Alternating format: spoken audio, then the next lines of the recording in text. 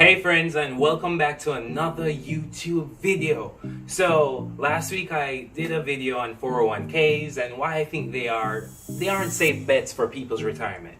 And surprisingly, I got a lot of static, a lot of pushback about it.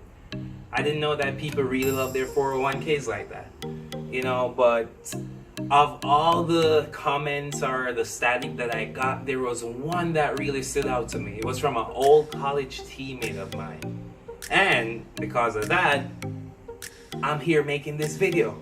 So I'm not only going to share this comment with you, I'm going to address it.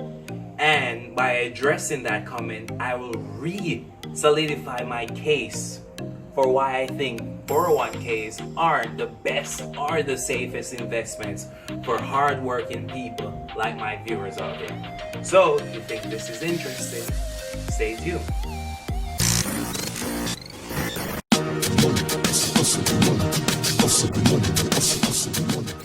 Before I read the comment for you, I want you guys to please hit that like button, because if you don't, YouTube won't share this video, and the info I'm about to drop is really important for a lot of hardworking people out there who think their 401ks are a sure thing, safe bets for their retirement.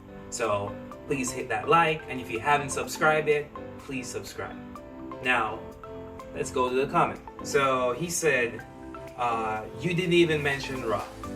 Also, almost all government institutions still do pensions. And also, what else is someone supposed to do to invest? Companies are matching around 2 to 5% and then half up to 5 to 10%. That's just free money. Why wouldn't anyone take that? As long as you have a diversified portfolio, you'll be fine, even during a crash, as some companies will actually benefit from financial crisis. During the coronavirus, we see it with medical companies. So, to address the second part of his question, statement, whatever it was, about company matching and how diversification will help keep your investment money safe in the event of a crash, I will list 3 objective reasons why I stand behind my statement that a 401k isn't a safe bet for your retirement. Reason number 1, it's too high risk.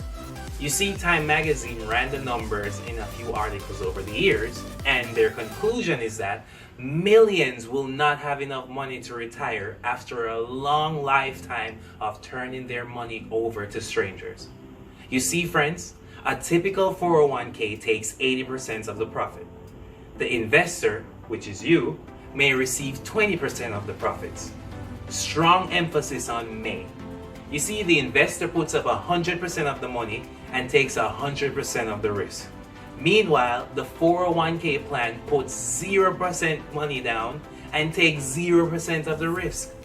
So, to make matters worse, the 401k company makes money even when you lose money. Based on that alone, which I just told you, why do you think these people would have your best interest at heart? They don't even know you. You're just a paycheck to them. And yet still, you are blindly and willingly giving them your hard-earned money each month with no guarantee. Reason number 2, you don't have any insurance if the stock market should crash. Do I even need to expand on this? You see, in order to drive a car in this country, you need car insurance, just in case you crash. However, the 401k investor has no insurance to prevent losses from stock market crashes. I know. Reason number 3, taxes work against you with a 401k. Now, I don't know how many of you know this, but I'm a big tax guy. And that is because taxes are the biggest expense in most people's lives. That's one of the reasons why I really love real estate. It's because of all the tax breaks and tax benefits. Anyways, let's jump back to the 401k. Now, long-term capital gains are taxed at a lower rate of around 15%, no matter how much capital gains you make. And for my viewers who don't know what long-term capital gains are, these arise when investments or assets are held for a period of 12 months or more. For example, let's say you purchase 100 shares of ABC company for $1 per share. After 3 months, the share price jumps to $5. This means that the value of the investment has increased from $100 to $500. If you sell those 100 shares after a year, then you will have realized capital gains of $400. Unfortunately though, 401k gains are taxed at ordinary income tax rates, which range from 10% to as high as 37%. So, depending on what tax bracket you're in when you retire, you could end up paying a lot in taxes when collecting your 401k distributions. And I know a lot of financial planners will tell you that when you retire, you'll be taxed at a lower rate. But honestly, friends, they don't know that for certain. They're just assuming that will happen. Alright, you don't believe me? Perfect example. There are many people out there who work their way up the corporate ladder in order to get more money. So, in cases like these, they will be in higher tax brackets at each level of advancement.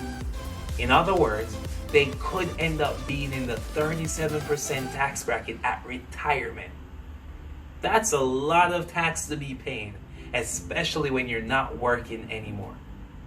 So, to wrap up this video, I will address this question about what else is someone supposed to do to invest for their retirement. And my answer to that is quite simple. Become financially educated. I won't stop preaching this. Get some training on how to be an investor. And I mean a real investor.